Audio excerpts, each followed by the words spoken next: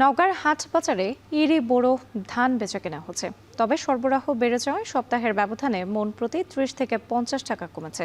নওগাঁর মহাদেবপুর উপজেলার চকগৌরী হাট থেকে এ নিয়ে আরও জানাতে যুক্ত হচ্ছেন আব্বাস আলী। আব্বাস, ধান চালের দাম কমায় কি বলছেন ব্যবসায়ীরা এবং কৃষকদের এতে কোনো ক্ষতির আশঙ্কা দেখছেন কিনা?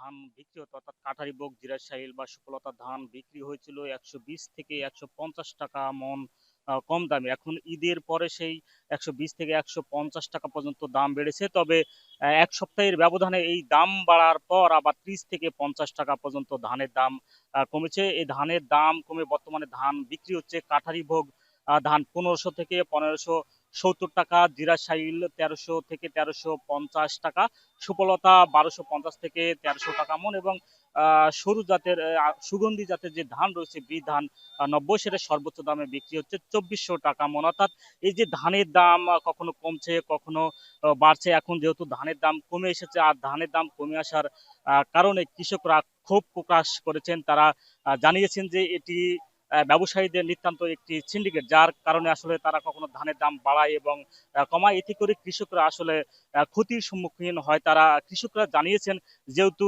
এই চলতি ইরিবড় মৌসুমে আবহাওয়া আসলে তাদের অনুকূলে ছিল না, যার কারণে দেখা যাচ্ছে যে এই ঝড় বৃষ্টির মধ্যে ধান ক্ষতিগ্রস্ত হয়েছে এবং প্রতি বিঘাতে তাদের ফলন হয়েছে প্রায় ২০ থেকে ২২ মণ হারে, যেখানে ফলন হওয়ার কথা ছিল সাধারণত ২৫ থেকে ২৬ মণ হারে। সেখান থেকে কমপক্ষে প্রতি বিঘাতে ৪ থেকে ৫ মণ হারে ধান কমে গেছে। আবার বিভিন্ন যেই সার, কীটনাশক এবং শ্রমিকের যে দাম রয়েছে সেগুলোর দামও অনেকটা বেড়েছিল। অর্থাৎ বলা যায় যে প্রতি বিঘাতে তাদের ধানের খরচ পড়েছে আবাদ করতে ১৬ থেকে ১৭ বা ১৮,০০০ টাকা পর্যন্ত। সে তুলনায় যেহেতু যে পরিমাণ ধান উৎপাদন হয়েছে, এই বর্তমান বাজারে যে দামে বিক্রি হচ্ছে সেই দামে আসলে তারা লাভবান তেমন একটা হতে পারছে না। যদি ধানের দাম এই মোটা ধান বা সাধারণত সরু যেসব ধান রয়েছে সেগুলো যদি ১৫০০ টাকার উপর হয় তাহলে তাদের জন্য সুবিধা হয়। আর এখানকার ধান ব্যবসায়ীদের সঙ্গে কথা বলেছি, তারা জানিয়েছেন যে যেহেতু জুন ক্লোজিং, অর্থাৎ ব্যাংকের যে একটি হিসাব নিকাশ রয়েছে, হিসাব নিকাশের